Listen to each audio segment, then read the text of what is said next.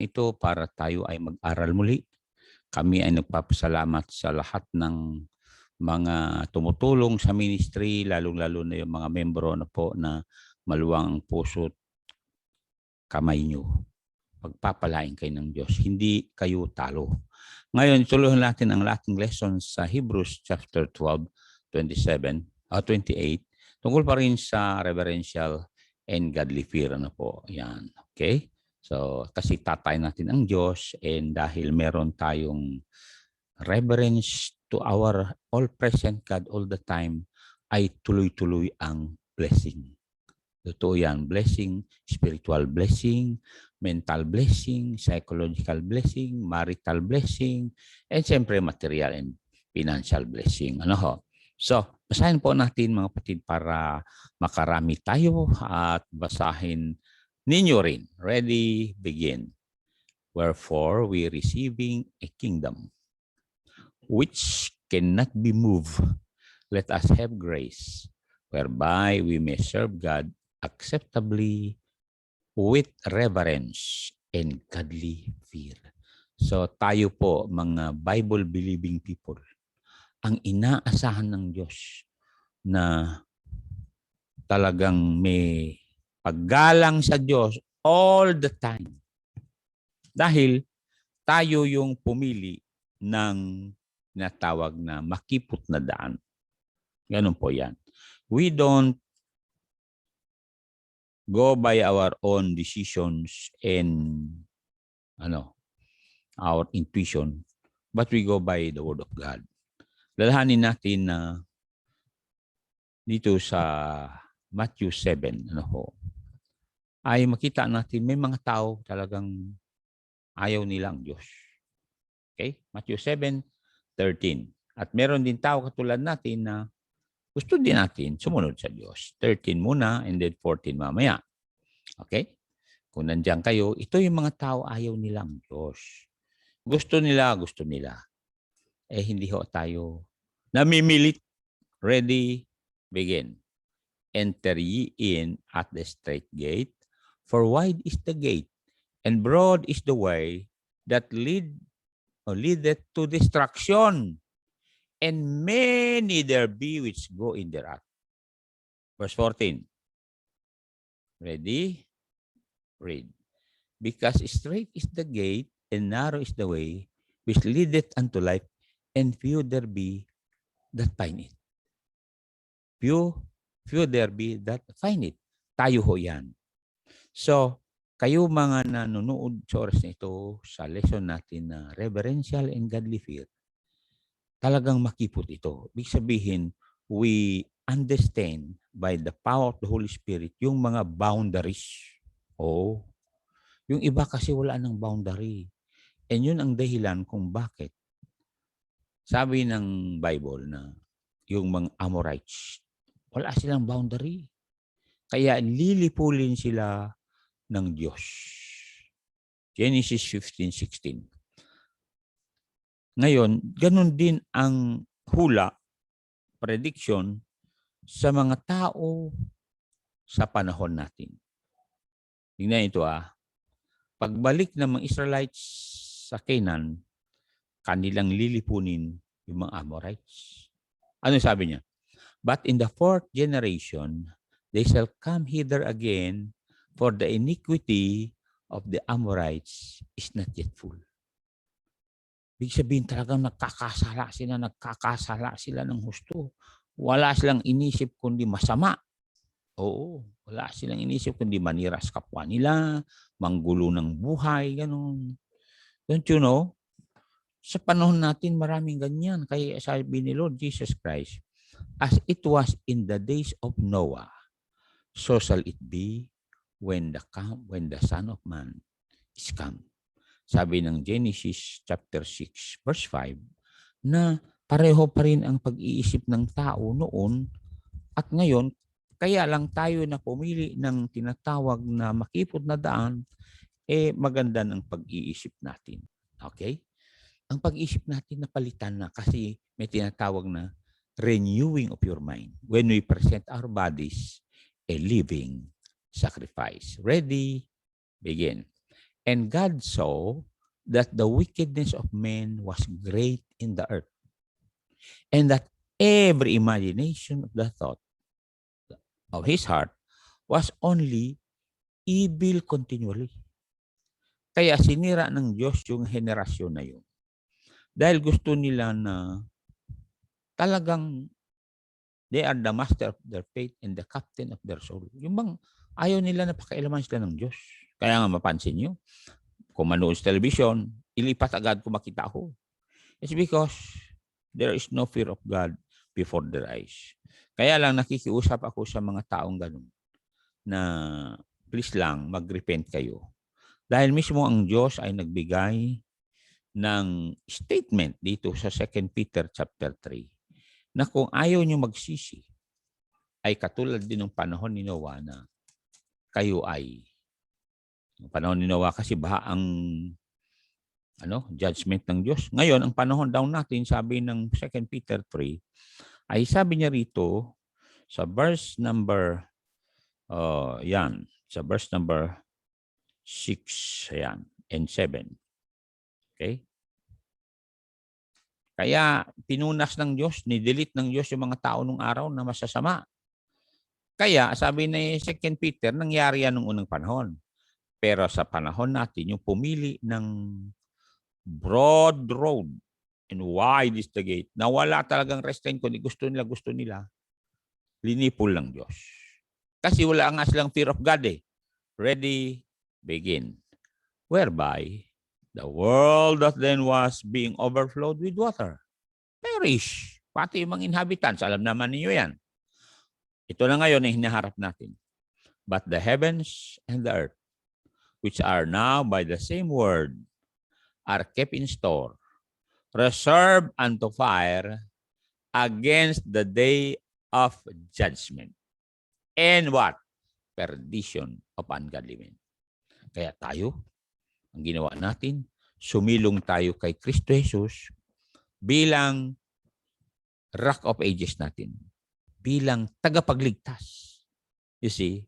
So settled na ang sin problem mo kung ikaw ay tumanggap na kay Jesus. Kung ikaw ay nagpasakop na kay Jesus. Ganun po yan mga kasama. Remember when we say nagpasakop ay ganito. Naalala ninyo yung sa Egypt, di ba? Matay sila ng karnero, nilagay sa basin yung dugo at nilagay nila sa pinto. Right side, left side, at saka sa taas ng kanilang pintuan. Lahat ng sumilong doon, hindi talaga natamaan ng death angel. Di sila namatayan. Ganon din ngayon. Sabi ni Apostle Paul, we pass from death unto life. Ibig sabihin, nung tinanggap natin si Kristo, nandyan na tayo sa linya na no beginning, no ending, eternal life ho yan.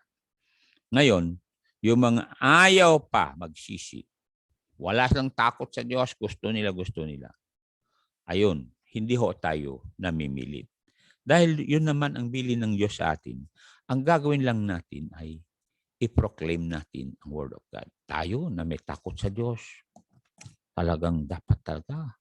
Sipin natin na nandyan ang Diyos. Yung bang, when I say reverential fear, yung bang ginagalang mo ang presensya niya.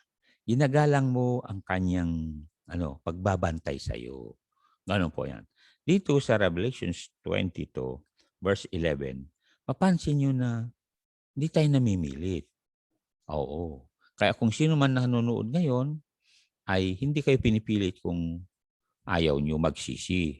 Yun naman ang gusto ng Diyos, na magsisi ang tao. Dahil ayaw niya ang tao katulad ng tiempo ni Noah na kawawa sila nung nagsarang arka. Dahil nga wala nga silang takot sa Diyos eh. Matakit mo sabi, they keep on marrying and giving in marriage. Big sabihin, talagang kahit sino, samahan nila, tapos iwanan nila, asawain nila, iwanan nila, manganak sila, iwanan nila. Ay, delikado ho yan. So, sabihin ng Bible, hindi kami namimili.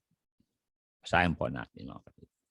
Let us read that. Sabi niya, he that is, ayan. unjust, let him be unjust still. Pag mag-business yan at unjust siya, yung balance niya ay hindi tugma, bayan mo lang.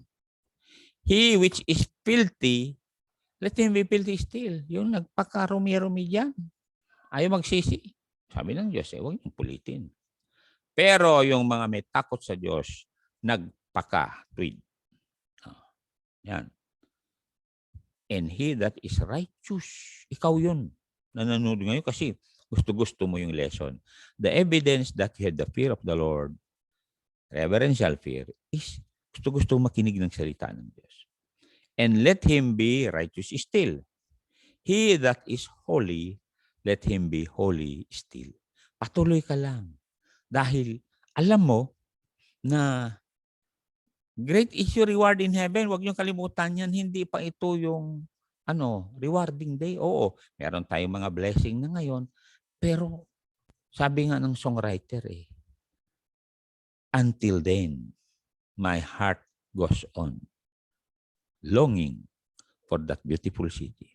Until then, sabi niya na naghihintay ka sa pagdating ni Jesus.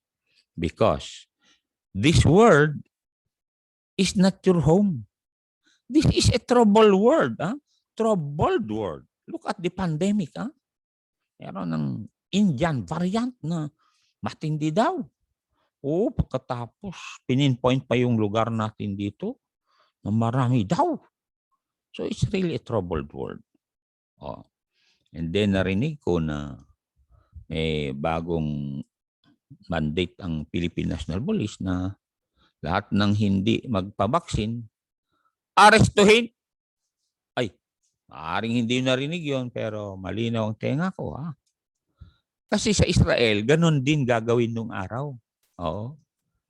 Dahil kung halimbawa lalabas yung may virus, marami siyang threat siya. Threat to national security. So arestuhin, ikulong, lagay sa quarantine. At habang nasa quarantine at ayaw pa rin, sprayan nila. Yun ang delikado. Kung disinfectant, okay. Kung virus infect, i-spray. Nako, game over, di ba? Kaya hindi ho bawal magpabaksin. Okay? Hindi pa naman yan yung 666. Okay? Yan ay intro lang. Intro. So, mga kapatid, these are the signs of the times. Kaya nga, sabi natin, even so come Lord Jesus. Okay. So, why is it that people don't fear the Lord? Number one, they are ignorant of God's attributes. Okay. Ignorant sila sa kung sino ang Diyos. They don't know God. Sabi nga ng Bible, they don't know God. Ngayon, if you know God's attributes, talaga magkakaroon ka ng godly fear. Ano ba yung attribute? Ito yung kanyang as a person, na ito yung kanyang attributes. Meaning, number one, all present everywhere, all the time. Okay? Yan ang hindi alam ng karamihan. Kaya nagpapakarumi sila. Sila ay nagbabalat kayo. Sila ay hypocrite. You know why? Kasi makitang tao lang. Katapos, doon pala sa likuran, pag madilim na, iba nang ginagawa. Yan ay mga taong ignorant of God's attribute na number one, that God is all present, everywhere, all the time. Sabi ko sa inyo, matakot ka talaga kung alam mo yan. You know why? Kasi, because God is there. Kaya nga, sabi ni Lord Jesus Christ sa atin, di ba? Baka nakalimutan na ninyo. Hebrews 13:5, basahin natin. Para maintindihan natin na dapat wala na tayong worry kasi God is present everywhere all the time. Kaya ang bilin niya rito, let your lifestyle, your manner of life, be without covetousness. Huwag kang magreklamo na dapat meron akong ganun, meron akong ganun. Hindi na. Be content of what you have. Sabi niya rito, let your conversation be without covetousness and be content with such things as you have. Why? Because he said, for he hath said, I will never leave you nor forsake you. Kaya testimony ko yan na with the years that I have been following Jesus, serving Jesus. Di pa ako nagutuman. Ay, ang daming pagkain. Totoo yan. Oo, yung mga nag-birthday. Ha? Oo, happy birthday sa inyo. Talagang mapansin yung mukha ko eh. Talagang, aywan ko ba, masikip na itong barong ko eh. Oo, kaya nag-iingat naman ako. Ayoko na ma-arthritis, siyempre. Kaya salamat po sa mga mababait na membro. Ha? At mababait na mga kapatiran sa Panginoon. Ay sabihin sa inyo. Kasi meron verse na ganito. Pakinggan niyo. Pakinggan niyo ito, kayo na mag-aasawa ng pastor o kaya balak niyo magpastor. 37:25 ng Psalms. Okay. Yan yung sabi niya. Ang ganda ang pagkasabi niya rito. Psalms 37:25. Kaya kayo dyan na palaging natatakot, palaging nagwo-worry. Ano ba sabi niya dyan? Sige nga. Ano yung sabi ng Psalmist? I have been young, and now I'm old. Yet have I not seen the righteous forsaken, nor his seed begging bread. Ay, totoo yan. Totoo yan. Oo. Totoo yan. Alam niyo, yung tatay ko, napaka-righteous yan. Yung nanay ko, righteous din. Ano po? Totoo. Yung mga kapatiran kong naiwan doon ng mga farmers, sila ang linalapitan ng mga tao. Pag naubusan na yung mga tao sa barangay namin, sila ang lumalapit. Kasi maraming palay. Kaya nga sabi ko, Lord, salamat po na nasikan yung aking mga kapatid dahil sa pagsunod ka sa iyo. Ay, totoo yan mga kapatid. Oo. Tapos, yung mga kamag-anak ko, umuusbong buhay nila. Kaya nga, ibang kamag-anak ko, monthly nagpapadala. Maraming salamat po. Hindi ko na bagitin. Baka hanapin ng mga FBI yung mga pamangkin ko. Totoo yan mga kapatid. Kaya nga, nag-ingat ako magbanggit sa pangalan nyo kayo mga kapatid kasi may nangyari dyan. Pinuntahan at sinundo sila. Totoo yan mga kapatid. Sinundo sila. Nangyari na rin yan sa ibang churches natin. Takin mo, umubo yung pastor, sinundo. Pag uwi, patay na yung pastor. Ang daming pastor. Namatay na. Oo, ang dami sa Bisiha, sa Baguio, sa Manila, mga Baptisto, sa Visayas, o dito, sa Ilocos. Ang takin niya. Kaya tama yung sabi nila depopulation, lalo-lalo mga pastor kasi ang mga pastor ayaw maki-compromise. Siyempre, bakit i-compromise mong salvation? Free gift yan, walang bayad. Kaya nga meron tayong television program, meron tayong YouTube, meron tayong Facebook. Kasi lahat ng tao makarinig na may buhay na Jesus na nagsasabing, come unto me, all ye that labor and are heavily laden. I'll give you rest. Ibig sabihin, magkakaroon ka na ng kapayapaan. Dahil nawala ang takot mo sa kamatayan. Sabi na Apostle Paul, di ba? All your lifetime, you have that fear that you are going to die and that you are going to hell. Pero, nung tinawagan mo si Jesus at sabi mo, Panginoon Jesus, ayaw ko punta sa impyerno. Nagsisisi na po ako. Lord, iligtas mo po ako. Bigyan mo ako ng buhay na walang hanggan. Alam mo sabi ng Bible, the Lord Jesus Christ heard that. Oo. Kaya sabi niya sa Matthew 12:37, by your words, you were justified, kapatid. Kaya kung sino man nanonood sa oras na ito, ay hindi ka pa saved. Hindi ka pa talaga nakakatiyak sa heaven. By your words, you call on Jesus. Katulad nung thief on the cross, di ba? Sabi niya, Lord, remember me when you come into your kingdom. Remember me, makasalanan ako. Sabi niya eh. Jesus said today, you will be with me in paradise. Mapansin niyo ito. Please accept this word na sabi ng Lord Jesus Christ, by your words, thou shalt be justified. Kung sabihin mo, Lord Jesus, wala na akong pag-asa kung hindi ikaw. After this life, I have no one to cling to but to you as my Savior. And sabi niya rito, and by thy words thou shalt be condemned. Kung sabihin mo, wala ako dyan. Basta magpatuloy ako sa paglalasing ko, pagweweteng ko, pagsusugal ko, pandaraya ko. Abay, pagpalit-palit mo sa mga kababaihan, ha? Ay, delikado ka dyan. Pwede ba? Delikado ka dyan. Kaya lang, binigyan ka ng Diyos pagkakataon sa oras na ito. You must have to accept Jesus para magkaroon ka ng fear, reverential fear in your heart. Ganun naman sabi ng Bible eh. Tingnan natin ang verse na ito ha.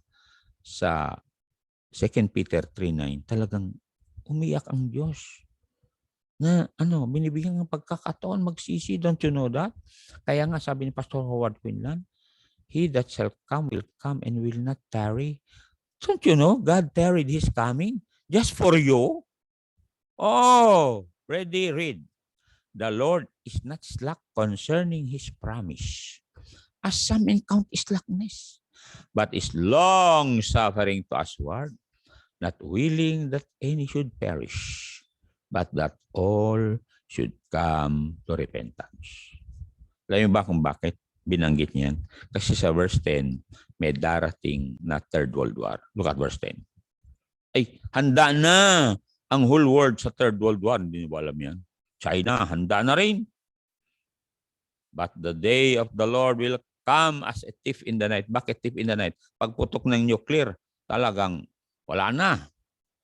In the which the heavens shall pass away with a great noise, and the elements shall melt with fervent heat. The earth also and the works that are therein shall be burnt up. Naalala nyo si Albert Einstein, yung kanyang formula ay may word na elements. Napansin nyo yan? EMC, ganun. Ibig sabihin, dahil nakaipon ng Amerika ng nuclear bomb, Russia, France, Germany, England, North Korea, lapit lang yun sa atin.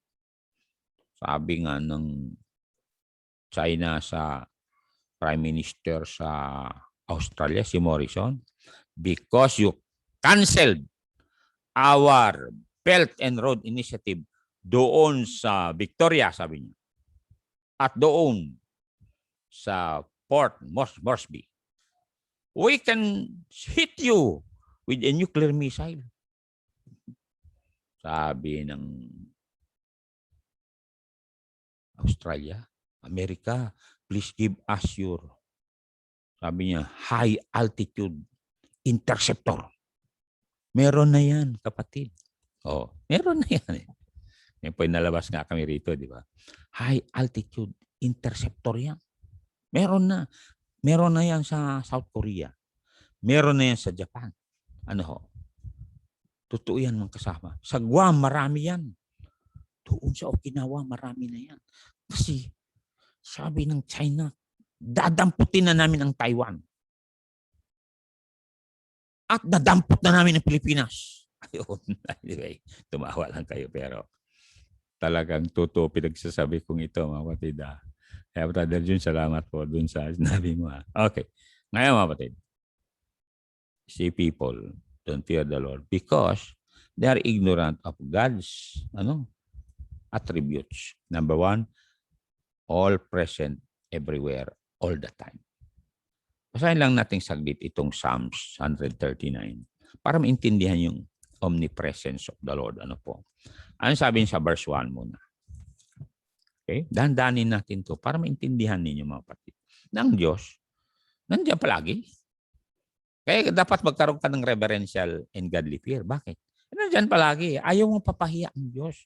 Ayaw mo na siya ay malungkot. Ganun yan, mga kasama. Ha? Okay, nandiyan kayo. Ready? Begin. Thou knowest O Lord, thou hast searched me and known me. Bantakin mo yan, known me. Thou knowest my down sitting and mine uprising. Thou understandest my thought afar off. Ito naman yung omniscience ng Diyos na all-knowing siya. Okay? All-knowing siya. Lahat ng inisip natin, alam niya yan. So, pansin niyo, Psalm 139, nandiyan ang attribute niya na all-knowing siya and all-present. Punta tayo sa verse 3.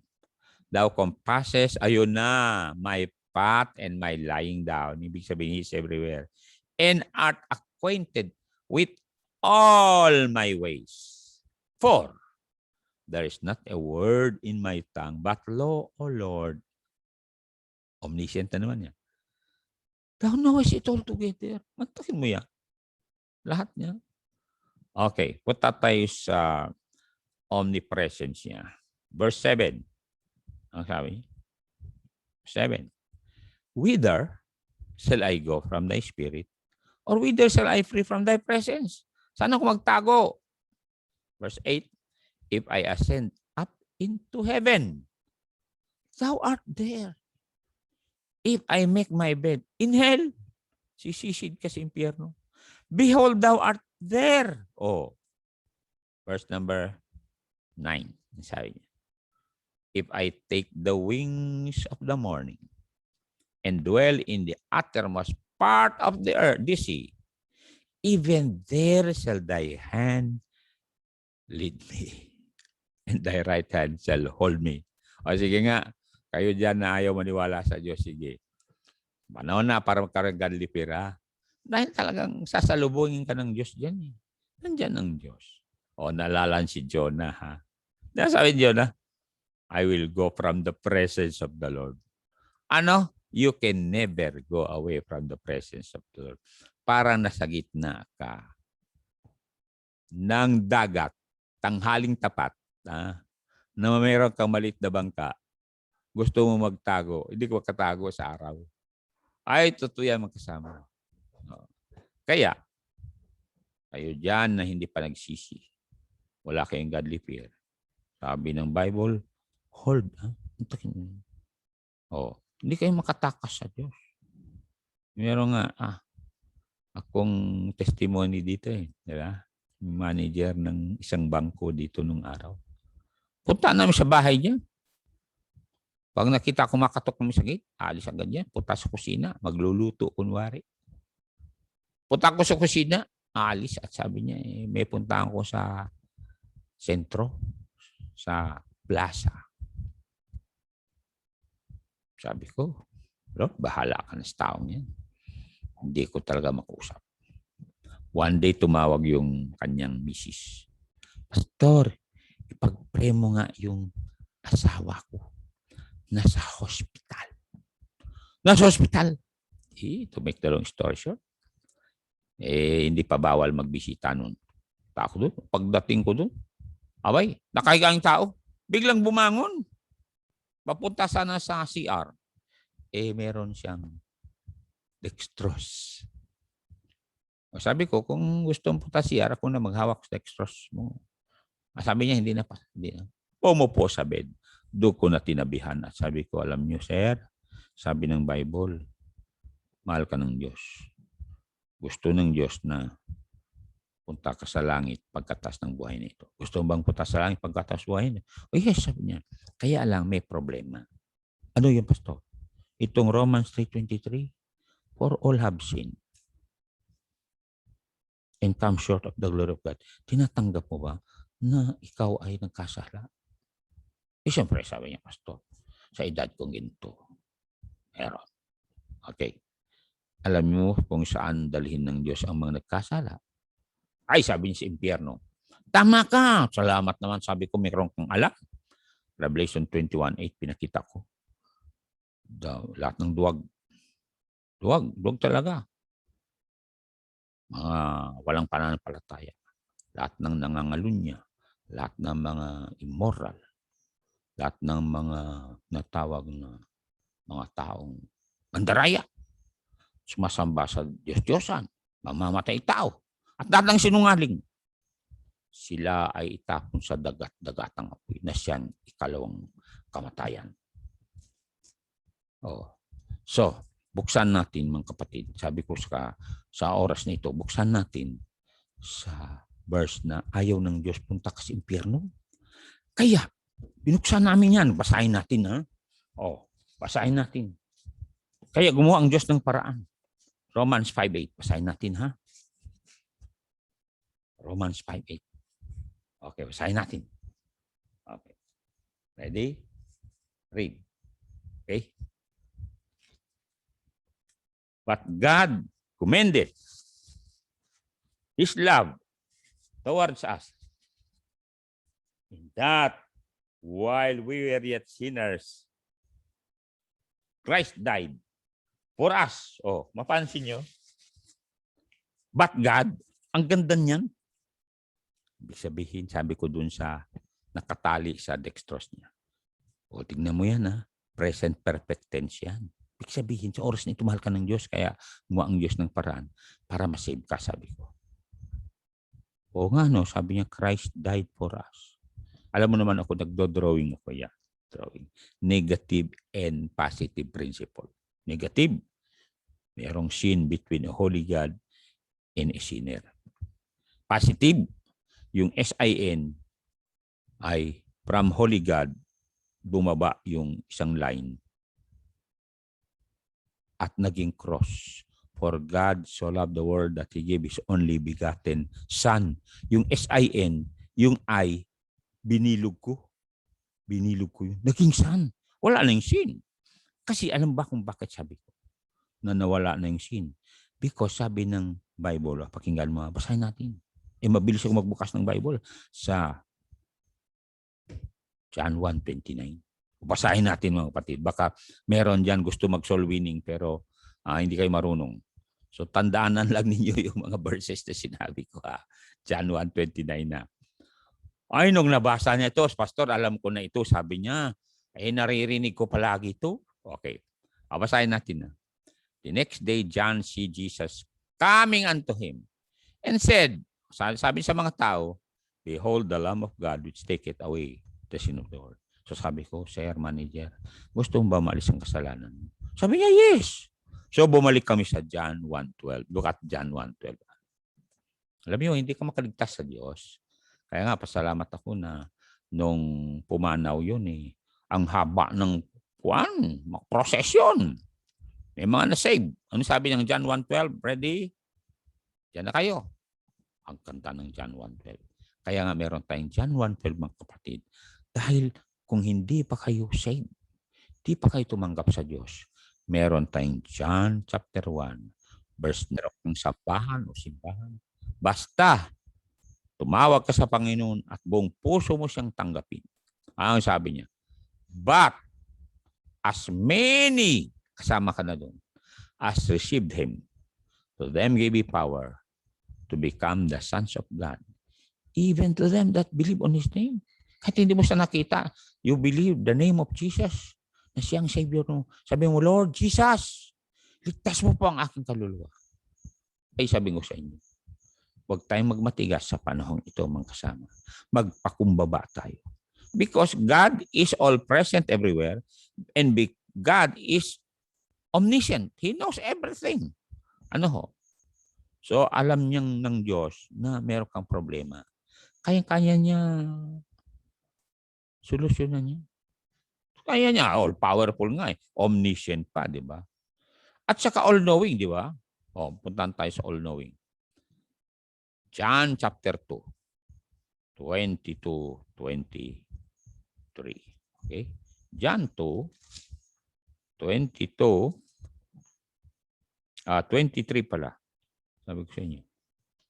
Dapat 23 hanggang 25. Okay, ready? Begin. Now, when he was in Jerusalem at the Passover in the feast day, many believed in his name. Oh, salamat. When they saw the miracles which he did. You see, mga kasama, marami din believer nung araw. But Jesus did not commit himself unto them because he knew all men. He knew all men, ha? Ikaw, kilala ka ni Jesus. At sabi niya, and needed not that any should testify of men, for he knew what was in men. Ano ba ang nasa puso ng tao na nakikita ni Jesus? Kaya nga, kinakailangan magsisi tayo. Bakit? Jeremiah 17:9 tells us na may nakikita si Jesus sa puso natin na dapat natin i-relinquish. Ano po? Pagsisihan, kasi yun ang makasira sa atin. Yun ang kalawang sa ating buhay, kapatid. O ano sabi niya? The heart is deceitful above all things. Desperately wicked. Nakakaiyak dahil may mga taong ang gagwapo, ang gaganda. Pero later on, makita mo, wicked. Ano po? O katulad sa Australia, kagwapo ng mga nahuli na drug lord at drug pusher. Oo, kawawa sila. Pati babae, naawa ako. Oo. Ako, nagturo din ako sa PIDEA. Kayong mga taga-PIDEA. Ang kakaawa yung mga nahuhuli na mga binata pa. Pagkatapos may mag-asawa pa. Hindi lang yun. Meron pang dalaga. Pantakin mo yun. Ang ginawa daw ng dalaga, bakit nahuli? Ay dumaan sila at buntis daw. Yun pala, doon sa kanyang tiyan, isiniksik yung mga droga. Kala mo buntis nga naman. Naamoy ng aso. Mabuti nga, hindi dinakma nung German Shepherd. Hawa ko? Oo, sabi ko. Ano ba nangyari? Ay meron pang kagwapong tao, sabi ko. Dapat tinawag ng Panginoong Jesus ito na preacher. Ay sabi ko sa inyo, mas gwapo pa kay Red yun eh. Oo, mas gwapo pa kay Reggie din yun. Oo, at saka si Aldrin. At saka si Jason. Oo. Sabi ko, itong mga taong to, kagwapo. Sayang. Alam niyo mga kapatid, ako'y naiyak sa mga ganun. The heart is deceitful above all things and desperately wicked. And sabi ng Bible sa verse 10, look at this. Kala niyo din nakikita ng Diyos? Nakikita ng Diyos yan. Kaya panahon na para magsisi. Tingnan nito Kaya nga, huwag niyong sabihin na hindi alam ng Diyos. Mas maganda na rin na be humble and just open your heart to Jesus. Siya maglinis niya. Pero kung ayaw niyo, delikado. Read. I, the Lord, search the heart. I try the reins, even to give every man according to his ways and according to the fruits of his doings. Totoo yan. What you sow, you reap. Mapansin niyo fruits, fruit of his doings. Sabi ni Pastor Howard Quinlan, lahat ng tao na walang takot sa Diyos, hindi sila maniwala na totoo siya, sabi ng Diyos, na what you sow, you reap. Dalahanin niyo, sabi palagi ni Sir Howard Quinlan, pag nagtanim ka ng palay, katulad ng mga palay na ito, pansin niyo mga palay na ito, sa likod ko. Pag nagtanim ka ng isang butil lang na palay, one bukel only, Mr. Bukel, isang bukel lang, pag namunga yan,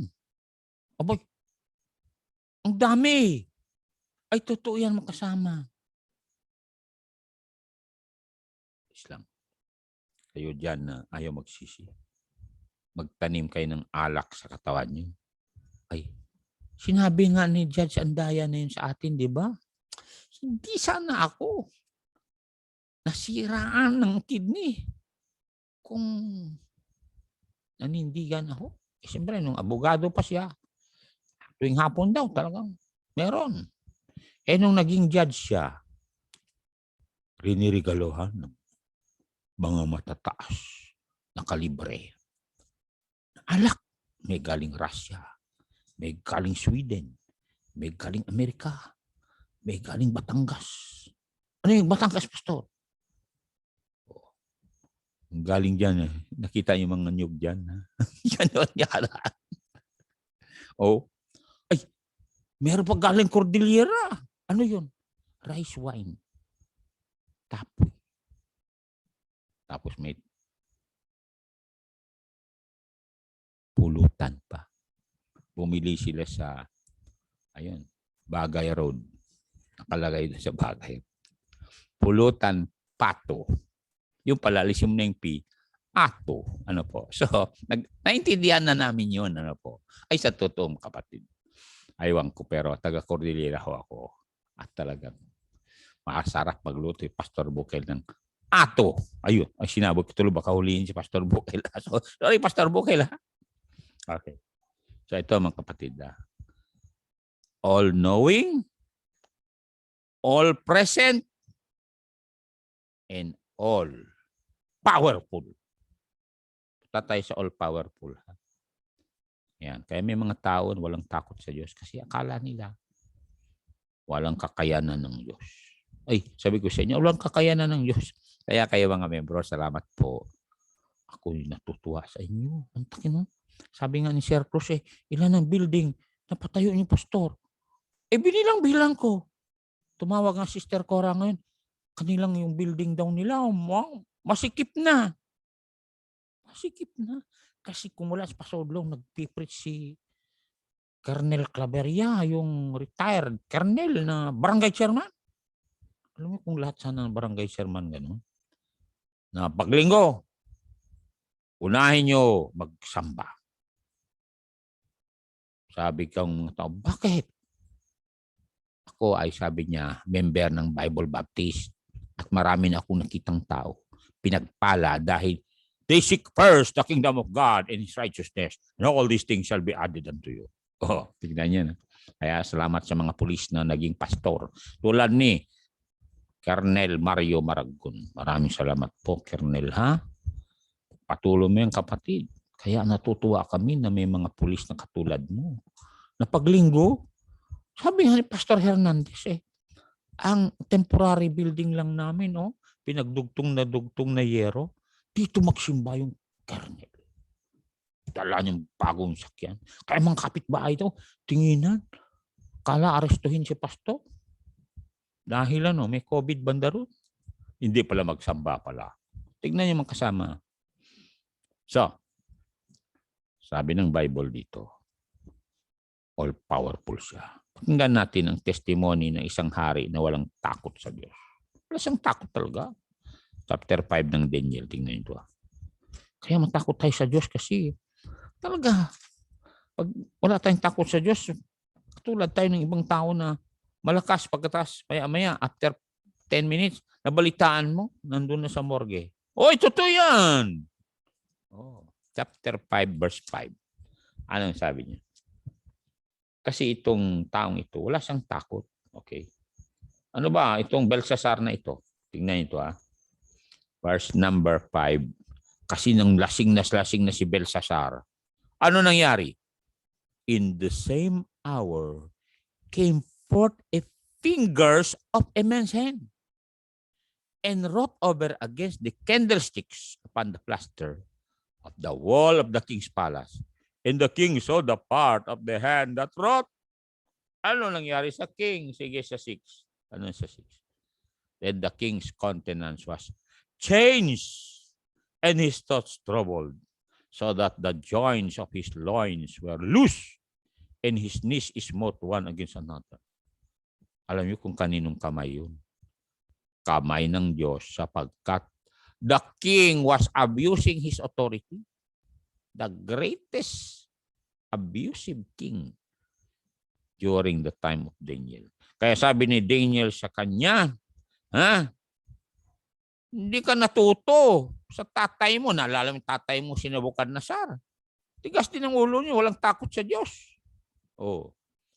Pinaremind siya sa chapter 5, verse number 18. Nasabi niya, daan-daanin natin to. May mga tao, alam na nga nila na may masamang nangyari sa mga magulang nila, sa mga kakilala nila. Ay ginagaya pa rin ang kanilang pangloloko sa mga babae, pangloloko sa kapwang tao, pangungutang, hindi bayaran. Ano sabi niya, verse 18? Oh, thou king, the most high God gave Nebuchadnezzar thy father a kingdom and a majesty and glory and honor. And for the majesty that he gave him, All people, nations, and languages trembled and feared before him. Whom he would, he slew. Whom he would, he killed. And whom he would, he keep alive. And whom he would, he set up. Promote niya. Whom he would, i-demote niya. Padala sa Mindanao. Verse 20, anong sabi niya? But when his heart was lifted up, and his mind hardened in his pride, he was deposed from his kingly throne, and they took his glory from him.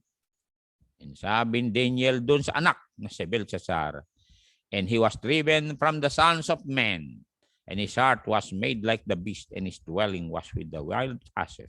They fed him with grass like oxen, and his body was wet with the dew of heaven, till he knew that the Most High, tignan nyo ngayon all-powerful, Most High God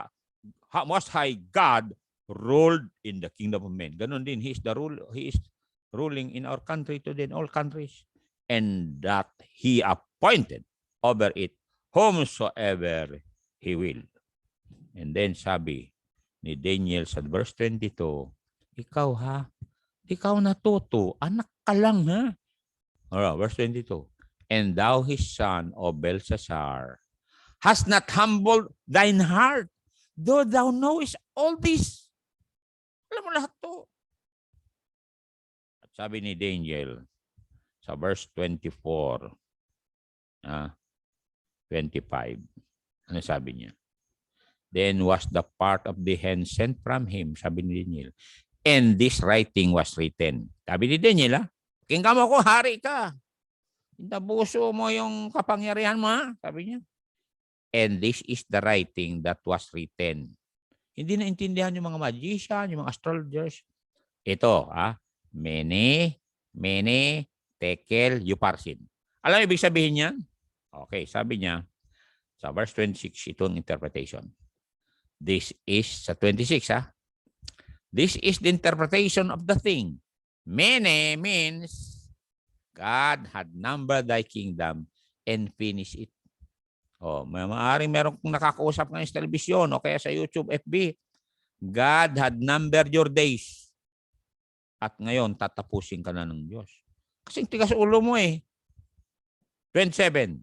Tekel, thou art weighed in the balance and thou art found zero.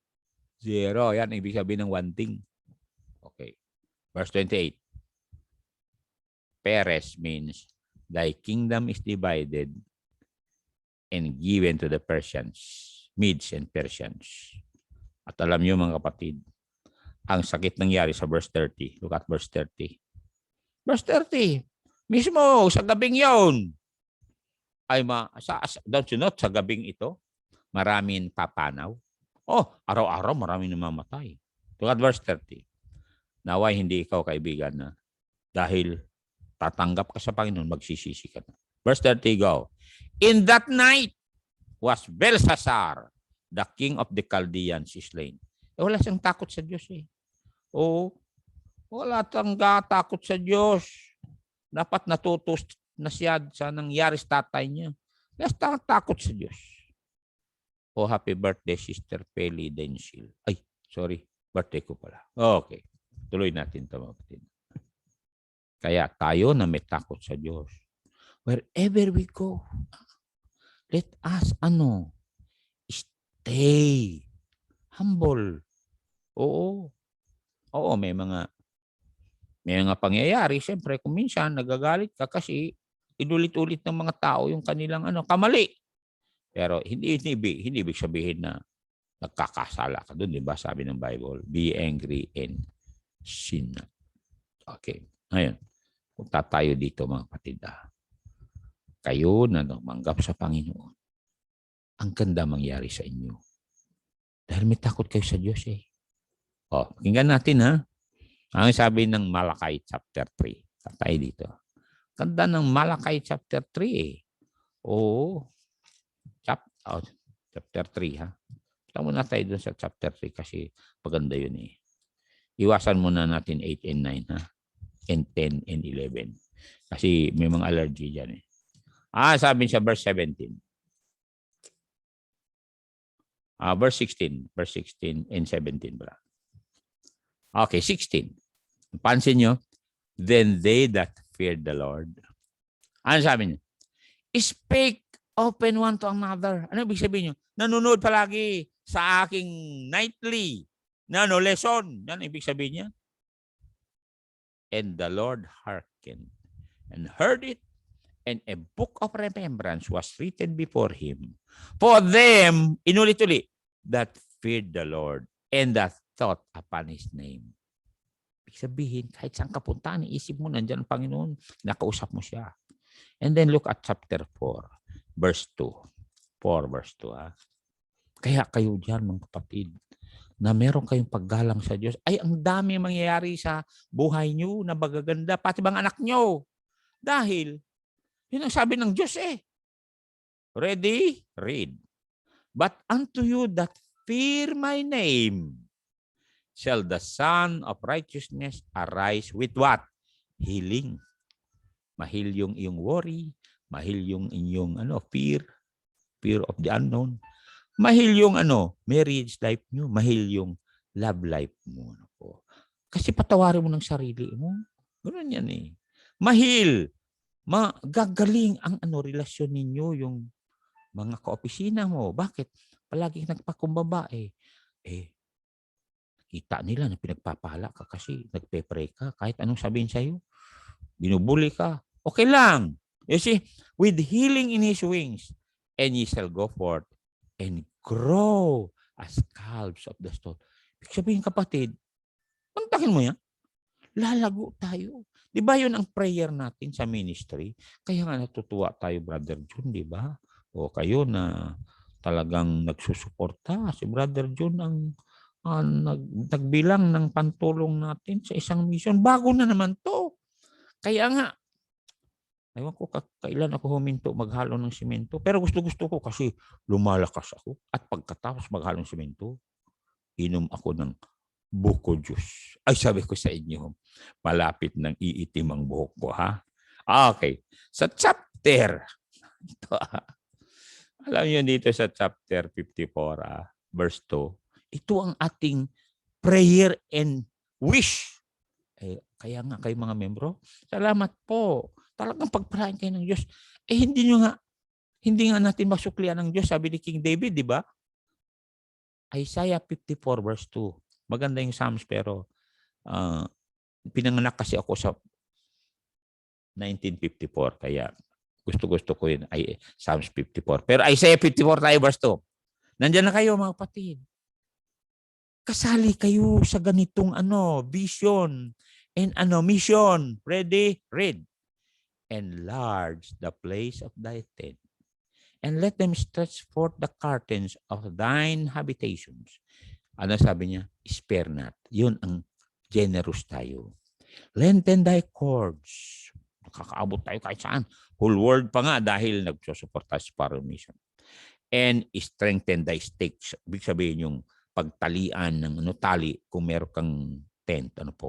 Malalim yan. Para pagdating man ng bagyo sa buhay mo, ay makangiti ka pa rin. At sabi mo, happy birthday sa akin. No? Maraming may birthday ngayon.